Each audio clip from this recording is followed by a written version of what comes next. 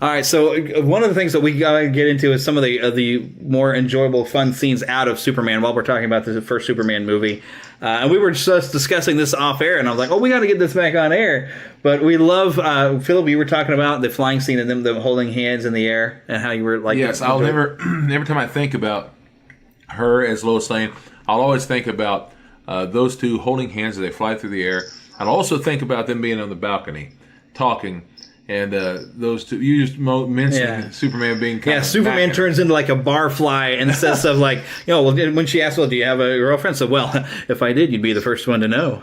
Yeah, we were talking about how he's like hitting on her. Yeah, but she's kind of hitting on him first. Yeah, she asked Superman what color underwear she's wearing because she's talking about the fact that he can see through things. But he has a little trouble seeing through lead. Yeah, because she says, "What color underwear am I wearing?" He says, "I'm not really sure." She goes, "Oh, I'm sorry, I embarrassed you." He goes, "Well, no." He goes, it seems like it's made out of lead." He goes, "I have a hard time seeing through lead." She goes, "Oh, that's interesting."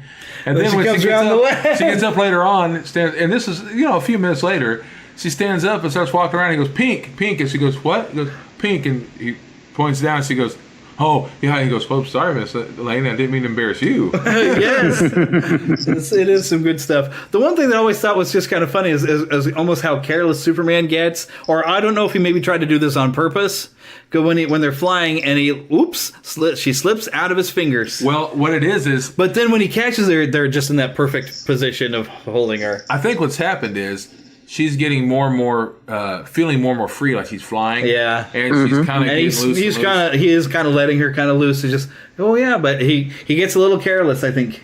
Well, let's not forget this is a comic book movie, but it's a little more unrealistic in the sense that she's able to fly with both arms out, like she's flying. Yeah, she's kind of gliding in through the air, though, as But let's be honest, underneath. If I was holding you with your hand and I was flying like Superman, you wouldn't have the ability to do that. You'd probably get drugged behind, right? Yeah, but I also don't want to judge too awful much. After all, this is just fantasy, but still, and then she falls, and he of course catches her, and that is a beautiful moment. Yeah, that is a great moment, and going above the clouds, and that's when she starts saying, by. "Can you read my mind? Can you read my mind?" And then later on, as you said earlier, they do put that into the music, the song. Mm-hmm. Yes. Beautiful John Williams music. Yes, right.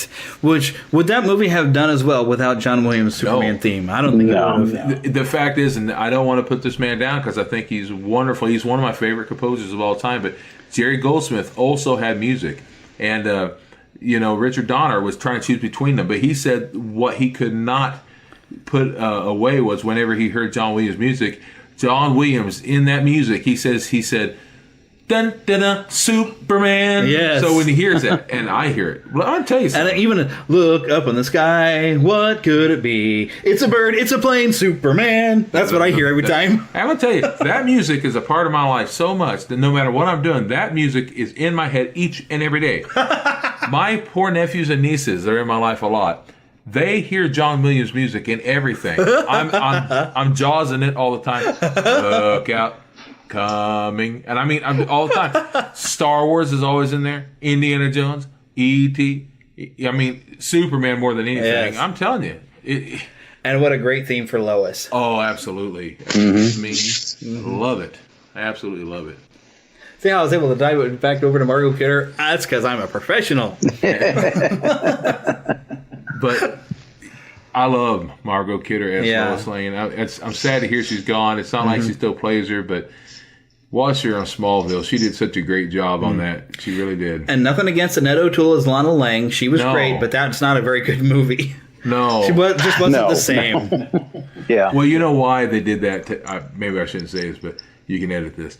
But the reason why they did that was because Margot Kidder had said a few things about the producers not allowing Richard Donner to come back and direct.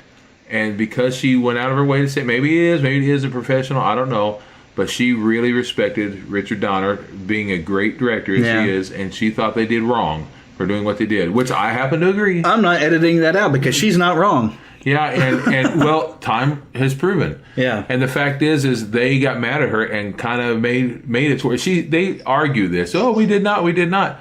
Well, say what you will, but it's kind of obvious that you did. Yeah. Make it to where she was hardly in part 3.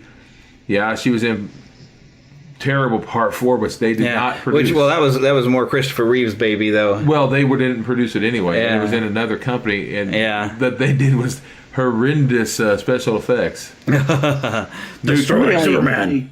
They only showed the same flying effect 3 or 4 or 10 times. Thank you, Canon Productions. And came up with Superman's rebuild vision. Don't worry, if he knocks down the Great Wall of China, Superman can rebuild it by staring at it. Someday we need to have a show all about Superman movies, and I got some information on all of that. That's horrendous. We should do that. We'll do that again sometime this summer here. Well, let's this do that. is the 80th anniversary of Superman. Yes, it is. So, yeah, I know Superman's not Disney, but we can dive into it because it's Neverland around here. It's all about talking about the stuff that made us enjoy growing up. And Superman definitely was part of my childhood. And I have drawn the Superman Mickey. And there you go. And if not just that, Stan Lee, who is the Mr. Marvel man, has admitted many times if it weren't for Superman and all that stuff, there would not be the Marvel characters. Exactly. And that's there you go. So you wouldn't have these Marvel characters if it wasn't for the beginning with Superman, the original, the first. So you got to respect the Superman.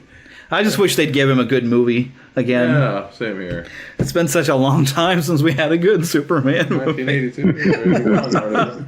Well, Superman Returns wasn't completely awful. No, I liked it pretty good. It has its moments. Brandon Routh, I think, did okay. He was trying really hard to be like Christopher Reeve. Yeah. And that's not easy to do. And I give him credit because I really felt he was trying to be Christopher Reeve. He just didn't have the same presence of Christopher Reeve. The truthful about it, Henry Cavill was supposed to be Superman in that movie. Really? Yeah. And I think he doesn't make a bad Superman. No, it's the right. I just think, the movies just have not been good. So I still like him. It's just I do like Henry Cavill. Yeah, and I did like his Superman moment there in Justice League. Yeah, with the faster than the Flash moment. We'll just say it like that. I don't.